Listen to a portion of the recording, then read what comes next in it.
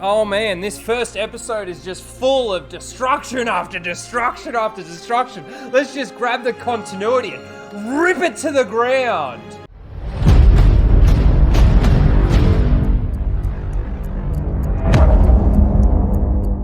G'day guys and welcome to Raging Rhino. Alright, it is time for Obi Wan Kenobi. We've got episode 1 and 2. Episode 1 is 56 minutes long and episode 2 is 42 minutes long. It looks like both of them are just called like part 1 and part 2. I wonder if episode 3 is going to be called part 3 and so on, part 4, part 5, part 6. It looks like they clearly want to stay away from the chapters like what they've done with Mandalorian. So we'll see if that means anything. We'll see what happens next week with episode 3. I also noticed that the thumbnail here that they've got for episode 2, Obi-Wan is holding a blaster. I wonder if they're going to have him say the line, "so uncivilized." I don't know why he would be using a blaster, drawing any attention to himself whatsoever, but we'll have to see what comes out of it. Because we've got 2 hours essentially of Obi-Wan here to watch, I don't want to take too much time, but this is going to be a long review and reaction because of the 2 episodes. So I'll be doing my reactions, then of course I'll give you my thoughts on episode 1, then we'll do my reactions for episode 2, and you'll get my thoughts for episode 2, and then maybe a recap on both episodes at the very end. So without further ado, let's get into it. Let's start with episode 1, Obi Wan Kenobi. Let's go. Yes, Master. If only Qui-Gon didn't die. Gee, it's a big fucking recap. Jeez, it's going through the entire prequel. I'm not the Jedi. You underestimate my power. Don't try it. Man. What a recap. You got that nostalgia feel yet, everyone? Man. We didn't need all of that. Like, oh man. You got that nostalgia feel yet? Fucking 4 minutes. Fucking hell. Do we get to see Grogu? Why are they repeating that? Execute Order 66. Makes my brain hurt. It's like, let's just remind the audience what we need to remind them of. What's going on here? If you don't know what's going on there, then you're fucking retarded. Oh. Why is everybody looking up at this one ship? Do they not have ships coming in and out of this port, like on the daily? Everybody's like, whoa, it's a ship. I'm sorry, but like, I'm gonna be critical of every fucking thing I see, because this is fucking garbage already. Oh my god. Do you know the key to hunting the Jedi, friend? It is patience. What? She's already got a fixation for Kenobi? Okay. Oh man, he's working, isn't he? So far, this is the first part of those leaks that's going to be correct. He's got his job on Tatooine. Keep moving. God. They did all of that just to show how pointless Kenobi feels. It's so funny how they just walk away and leave all that meat just left there. It's like they clock off like exactly when. They can't just finish what they were doing. 10 years after, he's living in a cave. He's not even in his hut. Okay. God, how much did that just remind you of The Force Awakens? Could you at least Oh man, this isn't looking good for the leaks. They're exactly right so far. Spot on. Tell you what, Qui-Gon better not appear to him. It's fine if he speaks to him, but better not appear. Are we seriously having another Jedi that knows where Obi-Wan is? And this is how they're going to find out? Another survivor of Order 66. Fuck. Jedi Purge wasn't all that successful. I don't feel like that's how Obi-Wan would react if a Jedi was to show up to see him. Especially 10 years after. Here we go, Leia. The leaks are spot on. Spot on. Empire knows anything The person just stopped screaming. about a Jedi. They were never a part of Tatooine. They don't fucking care. Well, at least they shouldn't. Save this man. God, it's so just cheesy. It's fucking cheesy as fuck. Thank you, Owen. Hey, look, I'll give it to them on the visuals. The visuals are good. At least here. Alderaan. You have to rise above Leia. Oh my god. So, hang on. She actually knows that she's adopted? One day this planet. And so does everybody else. Well, you couldn't jump over a branch? Oh my god. No. No. He got a one-way message drop to Bail Organa. No return contact. Oh my god. Why don't you go to Palpatine? Oh, I hate the fact that they've done that. I hate it. Fucking stupid. So who's the one that wants her captured? Like, who's paying for this? Palpatine to draw out Obi-Wan? Vader to draw out Obi-Wan? Why should anyone believe that Obi-Wan has a connection to Leia Organa? And this is going to be the Jedi hung. Wow! Obi-Wan. There should not be this much contact, communication, or anything. We're going to have to be. Oh my god. Fuck this show. So he kept Anakin's lightsaber in a chest, Just get this over with. but he buries his own. Unless he buried them both, which should still be fucking stupid. He's not powerful enough to bury them the way Rey did as well. Okay, they were both in there. So hang on. That means Vader knows that Leia is his daughter? I'm so confused right now.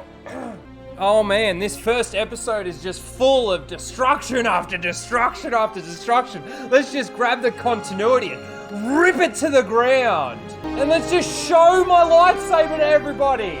End of the episode. Fuck this show.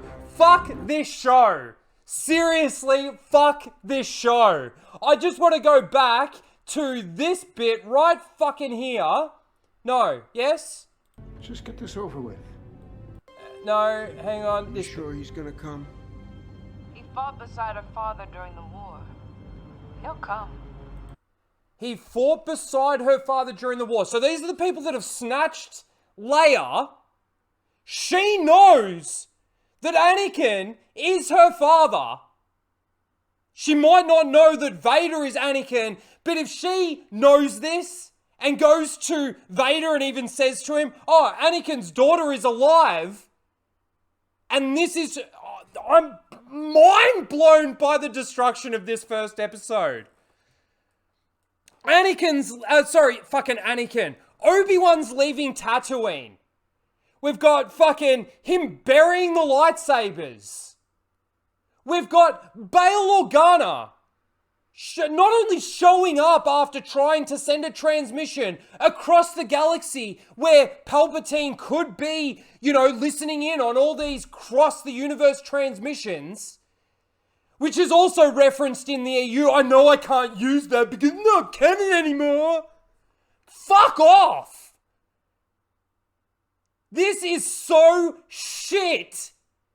The leaks are all true. This is all about Leia and fucking this Reva chick that apparently sensed Obi-Wan or has been searching for Obi-Wan for longer than this series has even been going for.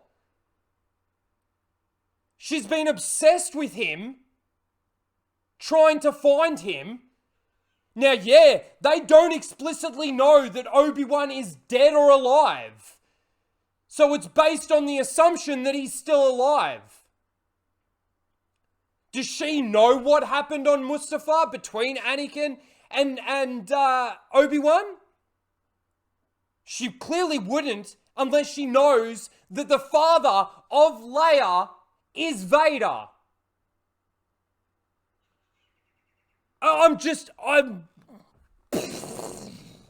This is fucking shit. First episode down. Destruction after destruction after destruction of continuity. Why is Obi-Wan working? What is the purpose of that? Yeah, to get him out of the house, maybe. He doesn't need credits. He doesn't need money.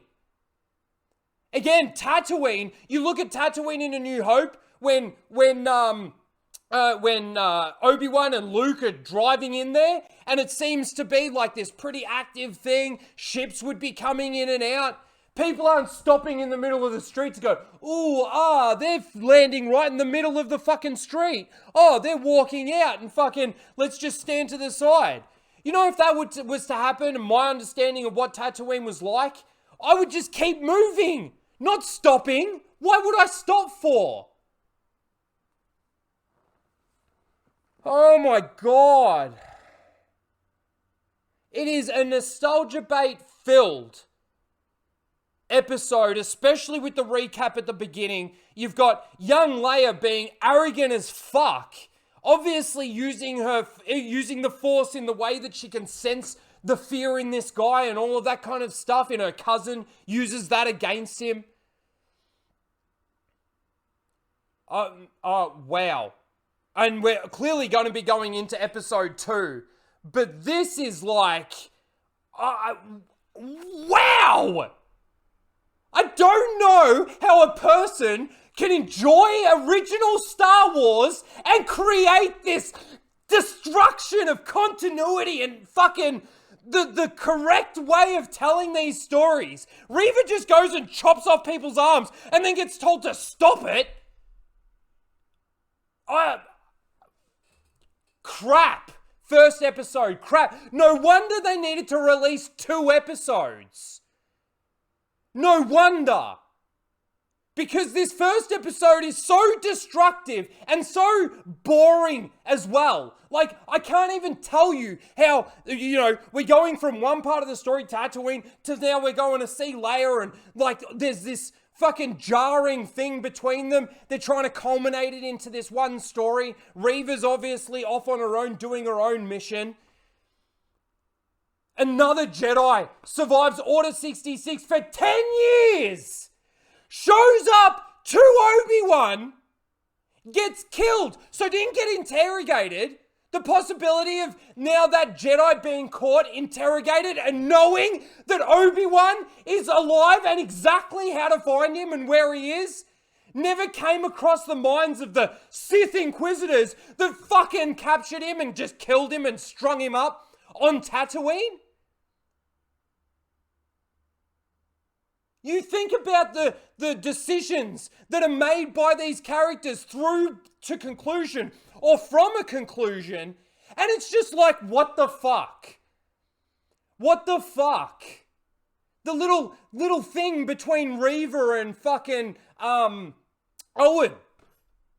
Like, what was the purpose of that? It's kind of like, the end of Mandalorian season 1, when that fucking, what's his name, gives Mando and Cara Dune and all these characters inside the bar, like, till nightfall to get out. It's like, he knows something. I'm going to ignite my lightsaber and threaten to kill him. And then the 5th brother goes, stop it! It's not like she doesn't have Force intuition and couldn't sense this. And then puts the thing down and goes, if you see this guy, you make sure you tell us. Come on, let's go. I don't get it. It's so stupid, jarring, destructive.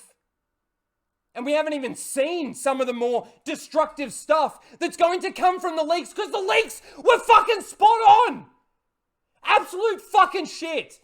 I need to take a break. I'm going to have a cigarette. Of course, you're not going to fucking wait that whole time. We'll be cutting back and we'll be starting episode 2. Fuck! Okay, so I'm clearly watching this with Greg, Tuscan Bob, and we've just been having a little bit of a discussion, and I must admit, I'm probably wrong in what I'm anticipating her saying in this actual scene. She's saying to him that Obi-Wan fought next to Bail Organa, so he's going to come to the rescue of Leia. Not that she is the daughter of Anakin and she fought next, and that Obi-Wan fought next to him. But it's still a whole stupid premise, because Bail didn't fight next to anyone. He's a senator, right? Yeah, he was in support of the Jedi and what was going on, but there was a little bit of a connection there, but she couldn't really know that there was or maybe she does know because she's an ex-Jedi. I don't know. It's still stupid, but I just can't with this. Anyway, again, we will be starting now with episode 2. All right, I've calmed down a little bit. Here we go, episode 2, guys. Oh, we get a recap straight away. You hunt Jedi. That line made no sense too. The Jedi hunt Fight is themselves. done. I've also just got to say, they said that she's been searching for Obi-Wan for the last 10 years. So ever since she was a youngling, escaping the Jedi Temple at the beginning scene of episode 1 there, she's been searching for Obi-Wan ever since then. So maybe she was searching for Obi-Wan when she was a kid to try and get his help, and then they found her, turned her into an Inquisitor, and now she's trying to hunt him. I don't know. I don't understand why she, I don't understand why she's so obsessed with Obi-Wan Kenobi. Let's continue. I feel like they're trying to make it okay that Rey buries the lightsabers because Obi-Wan buried the lightsabers on Tatooine. So, like, you know, that makes it okay. Everything we saw from the trailers is from episode 1 and 2. The fact that Obi-Wan's even off Tatooine shits me!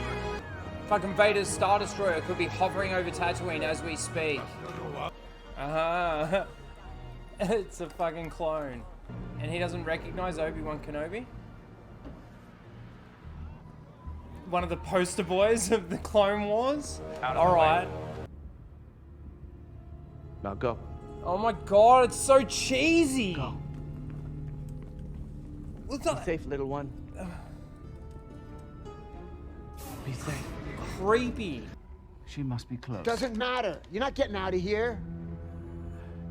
He reminds me of Needles from Back to the Future. Have to change. Oh my god, it's so corny. Quiet. Oh my god, he's just not being discreet at all. Oh, you telling me you couldn't just grab her there? Oh, you're kidding.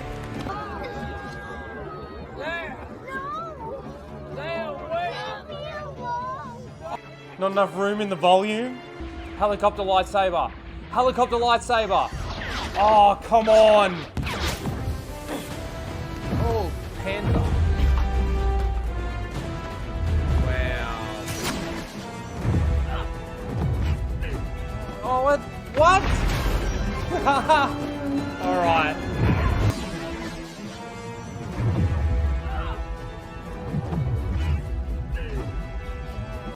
Wasn't he under fire? I know he got one of them, but what? How did he get down there like that? What? I just... You're not alone, Obi-Wan. Obi-Wan! Buy you as much time as I can. I have not heard that name since well before you were born. Luke. Obi-Wan. Keep saying his name. It doesn't make it any better. So this is when he finds He's out. alive, Obi-Wan. So she knows that Vader is Anakin. Really? What? Did they just retcon Rebels? Oh my god. Don't tell me he just sensed him. End of the episode. Okay, that episode wasn't as, like, sort of out there as that first episode. I hate the fact that Obi-Wan's off Tatooine. It was a trap. I can't believe that they've retconned their own shit with Rebels. Kanan Jarrus is the one that takes out the Grand Inquisitor. And unless there's another Grand Inquisitor, another person of the same species, and then they bring him in with the long head, I don't know why they've done that. Obviously, in the EU, it's very different. Obi-Wan finds out after about a year, maybe a year and a bit, that the Vader is still alive and has this freak out moment. I will say Ewan McGregor did a very good job there of that shock. Like, you'd just be staring, you'd be thinking, and he'd be going back to, fuck, now I'm here, and I've also left Luke on Tatooine, and Vader's still alive, and they're obviously hunting me. So, there is that factor. Leia, it seemed to me that Leia was sort of okay. She's become very arrogant. There was a couple of good scenes in there, I will say. The conversation about, obviously, Leia's mum, Padme. So there was that, there was a couple of decent things in there.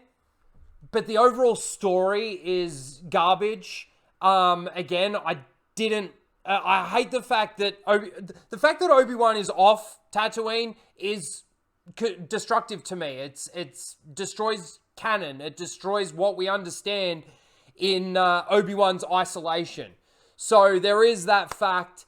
Again, this episode, I will say, probably wasn't as bad as the first episode, but it's sort of boring though too. You know, it's showing us Leia. We've only seen Luke in a very small part in the conversation between Obi-Wan and, of course, Owen in that first episode. And then in the second episode, it's just all Obi-Wan and Leia. I also hate the fact that Obi-Wan has now heard his name. Like in the conversation in A New Hope, when Obi-Wan and Luke are talking, he calls him Obi-Wan, or Obi-Wan through the message, help me Obi Wan Kenobi. But he mentions that Obi-Wan is a name that he hasn't heard since, I believe he says, well before you were born. So 10 years after Luke was born, he's being called Obi-Wan. It's small little things like that I believe that the creators of this new Star Wars don't care about. Now, there are the little things, like those things, but then there are the bigger aspects of it, like the two-way transmission between Obi-Wan and Bail, the fact that Obi-Wan leaves Tatooine. I don't understand why he buried the lightsabers in that first episode. Again, it kind of like, they're trying to make it okay for Rey to have buried the lightsabers at the end of her fucking trilogy, because Obi-Wan did it. It's kind of like, it's okay that she force heals because Grogu did it. It's kind of like the justification coming in. That's how I see it, and that's how I feel about it.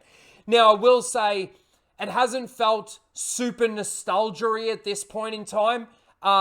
Maybe that, for me, it's because this is completely separate. So, like, the Inquisitors, the dialogue of the Inquisitors as well. Some of it is just shit. I don't understand it. Like, okay, so she's the vermin. She's the one that they grabbed out of the gutter. So she isn't like this genuine dark side person because maybe she was a Jedi before and everybody else wasn't. But then Obi-Wan describes it to Leia that they were all former Jedi, the Inquisitors were. So I don't really know. Being that the helicopter lightsabers is canon, I don't understand why she didn't use her helicopter lightsaber to just get to Obi-Wan quicker, as opposed to doing these parkour, I think it's called, where they do this jumping around bullshit and flipping off walls, and you could hear her using the Force in some of those moments with the sound effects that they were using. Looked pretty stupid. I know I'll probably get called a racist for that. Unfortunately, what I'm saying has nothing to do with her skin color, because if you were to change that character from a black female to a white female, or a white male or a black male, the choreography of that was still fucking shit. That's pretty much it. Like, no wonder they had to drop the first two episodes. That first episode is destructive and sets up, obviously, the story. It's a bit boring and pretty stupid when you actually think about the story that they're trying to tell.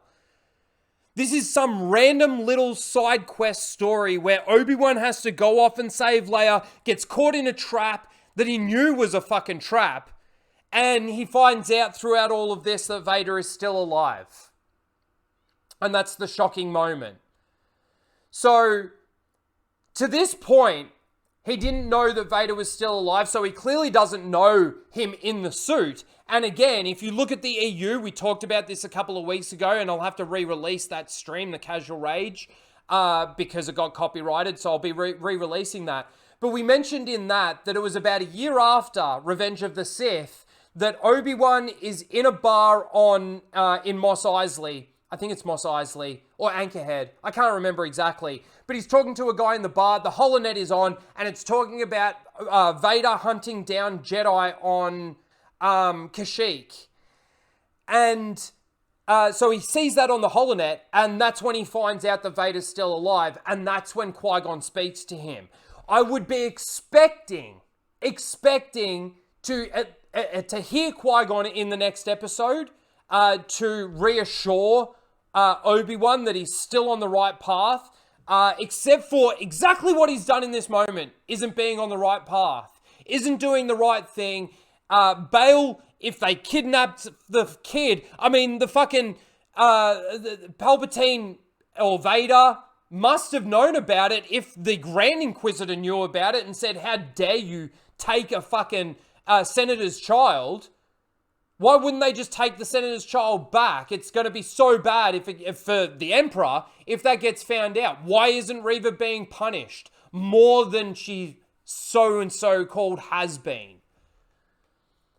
I don't know. I think this series, for the 2 episodes that they've dropped, have completely removed, well, of course it's completely removed from the expanded universe. They're taking elements of it in regards to the shock that Obi-Wan has when he finds out, but that would be just normal human reaction anyway. But they're just changing so much, and I fucking hate it. I fucking hate it. We're 2 episodes down, we got 4 episodes to go, and now, if in that last moment where Obi-Wan says Anakin and Vader is in the back of the tank, and if he sensed that, you know, him saying Anakin, game over for continuity. Oh, I've not sensed him since this moment, is what the line from A New Hope is going to imply. That I haven't sensed him since this moment that they've just shown. It's fucking destructive, it's bullshit, and it's Disney fucking Star Wars. It's... I don't know. That's it. That's all I've got. Let me know what you guys think of if you've been watching it, of the 2 episodes. Let me know if you like them, dislike them, what you did like about it, what you didn't like about it. If you didn't watch it and you've just watched this review based on my explanation, what do you think so far? I fucking hate it. Let me know in the comments below. Please don't forget to like, share, and subscribe. We'll see you on Casual Rage in a few hours, and we'll see you next week for episode 3. Later, guys.